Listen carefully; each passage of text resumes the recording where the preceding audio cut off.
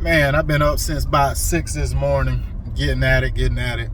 And it's easy to get off track, I tell you. uh, but that's what happens when you set out plans and things don't always go as planned. I had to reach out to a few solid suppliers, trying to get everything organized for next week. One solid supplier talking about they only deliver on Fridays. Like, what are we doing? Deliver on Fridays? I get it, it's Xeon, Georgia, but they got a specific day that you can only order the Xeon. That doesn't work for me. The job that I have starts on Monday. I was hoping to install on Tuesday, at latest Wednesday, but not Friday. Friday, it's going to overlap with another project that I got going on. And number two, I reached out to another side supplier because this is different turf I'm talking about. One was St. Augustine, one was Xeon, Georgia. The other one was St. Augustine, Tamstar. And I had got some from them, and it was bad. But I know they carry a few different cultivars. Like they carry they carry the Palmetto and they carry the Tamstar. So I called to try to schedule another delivery. I'm trying to line up my next week orders and stuff like that. And it was like, yeah, we got so many bad complaints about the conditions of the St. Augustine. We're just gonna stop selling it for at least a few weeks and let it establish and get solid, because it's not growing as great right now. And we got a lot of complaints, so I would suggest you possibly hold out for at least about 2 to 3 weeks. I'm like, I respect that, because I thought I just had a bad batch. Maybe y'all just had a bad, palate. And I was gonna eat that loss, but I'm glad I didn't have to call and complain. Somebody else did. So it's cool. I had to reach out to another side farm. So all this stuff going on, this is a lot of just logistics getting organized for next week. That ain't got nothing to do with the places that I had to be today. And I think I overloaded myself with too many things on my list. And then right around like 12, I didn't plan to have lunch with the wife, but I did. And, I was in the area. It didn't make sense for me to just say, I can't have lunch and leave. So I chilled, had lunch with her, spent some time, and then I had to reroute. She sent me on a little bit of an errand when I did have somewhere to be, but I ended up pushing what I was supposed to go to, because it was like an hour away. It's like 45 minutes away. Well, I got to go do a follow-up on a project that I did, right?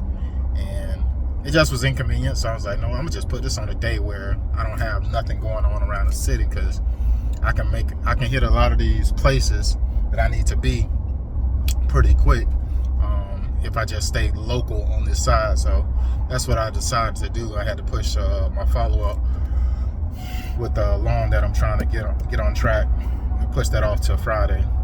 But on the flip side of that, it's just a lot of little moving around. Then I had to go to my pet supply store and get some herbicides and things of that nature. And the guy who's typically there, what in the world? Somebody dropped some dang toilet paper in the middle of the road. That's a fresh pack. Somebody about to get out and get that. Look at that person, they getting it. Somebody reached out the window in the passenger seat and got it.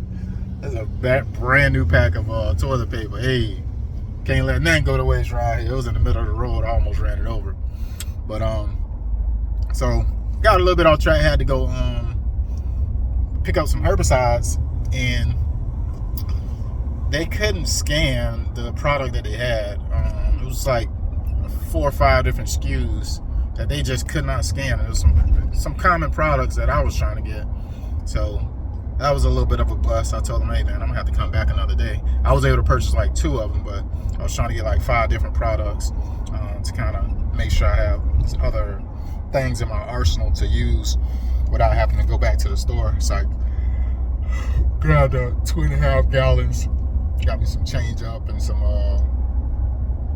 got me another load of dimensions, prodiamine, even though I feel like it's kind of late for that second application of prodiamine, but making it happen. I grabbed a few things,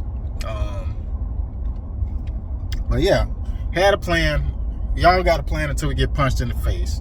And I had a little bit of a curveball as far as trying to stay organized and stay on track. So I think I overloaded my list though, man. I got some things done. I got it checked off. I checked off, let's see, I got 2, 4, 6, 8, 10, 12, 14, 16 things on my list. And I got 2, 4, 6, I got 7 of them checked off. I mean, I will have 11 more things to go. I'm gonna break it up. And I'm gonna make it my list until Friday.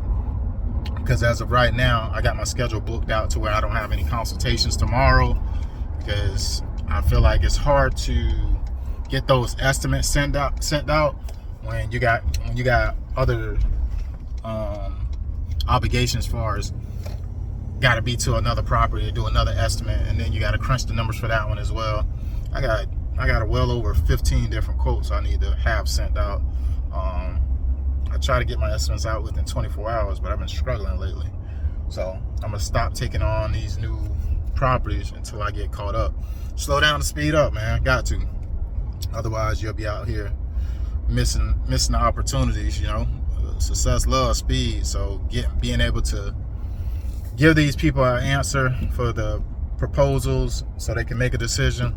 That's the only way you can secure the job. People don't know what this stuff costs. They don't know what it costs at all. So their estimate is what informs them. So I gotta make sure I get these estimates sent out versus keep running around trying to do jobs. But yeah, got a lot of weed control prospects looking to start service, and I need to get on it. I got to get on it. I got to get those estimates sent out, and I got to get to their properties. I had to learn my lesson I was talking to one of my mentors. I was about to take on a challenge that wasn't going to be easy. We got yes, weed control, fertilization is a thing, but there are some weeds that are really, really tough to get rid of. And we were talking about Dallas grass. If y'all know about Dallas grass, it is not the easiest weed to get rid of, because the chemicals that are labeled to treat for it is not good for the lawns that it's in. Like, for instance, if it's a St. Augustine lawn, or even like a centipede lawn, it's almost any lawn, it can harm the lawn pretty bad if you use the chemical that is labeled for Dallas grass. So you have to have a strategic approach to try to eradicate it from a lawn. So that made me think, hey, instead of just letting people book me and sign up for my service, I need to I need to actually visit these properties so I can know what challenge I'm dealing with. Because one thing I don't want to do is set expectations that I'm not able to fulfill. But let me get going. Just getting back, and I gotta clear off this truck. I got like a quarter pallet of Xeon Georgia left from the job that I did the other day. I got one of the neighbors that want it. I'm gonna sell it to them, let them patch whatever they need to patch up. But Xeon Georgia is amazing grass. Stuff is like a carpet, literally. But I gotta get going. Just figure out babble with y'all, let y'all know when you plan out the day, you can have it all mapped out perfectly. But sometimes you gotta evaluate, is this realistic? Is this tangible? Is this something I can actually do without getting off track?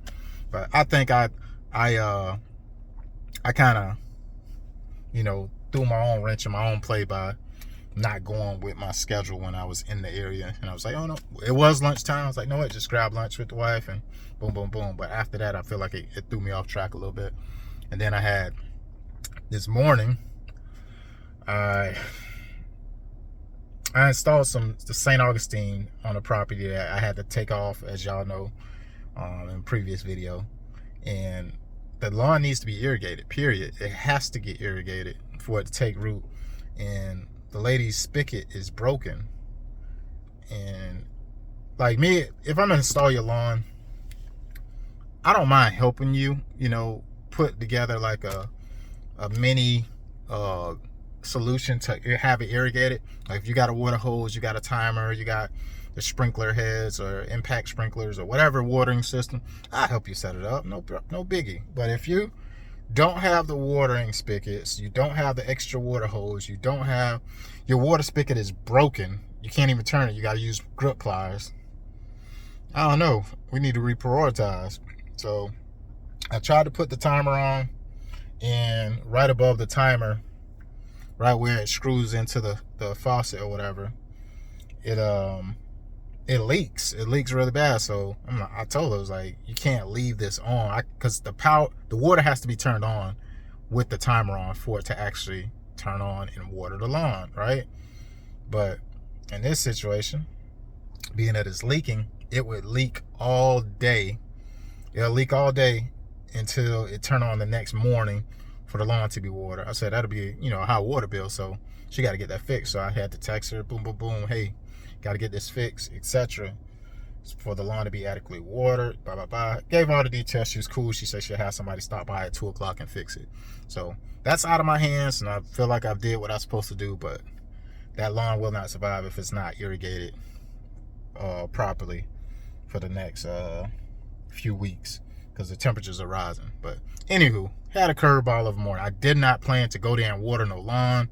I was like, okay, this will take 5 minutes. I go there, pop the water hose on, because I already put the sprinklers in place the other day. All I gotta do is pop this timer on and be done with it. But instead, I had to go there. I put it on, found out it wasn't working, and I know she hadn't watered the lawn that morning, so I had watered the lawn. I like to stand behind my work. I can't show up and see the lawn is gonna decline and not do nothing about it. But in the same token, I told her, hey, I can't be here every day. Like, I'm gonna be out, outside of this area. I won't be able to come over here and water it. So you're gonna have to make sure you get up and water it manually at least turn the spigot on for 30 minutes before you go to work. And this lawn needs some water. I've already treated it. I put a starter fertilizer down. I gave it what it needs to survive. It has the right preparation. It's been composted. As far as the base of it is composted, there's no vegetation under it. I cleared the debris, so everything's good. She just need to water that lawn for it to survive. You follow the law of entropy. Anything left to itself seems to move more and more towards disorder. Like I gotta go. Later.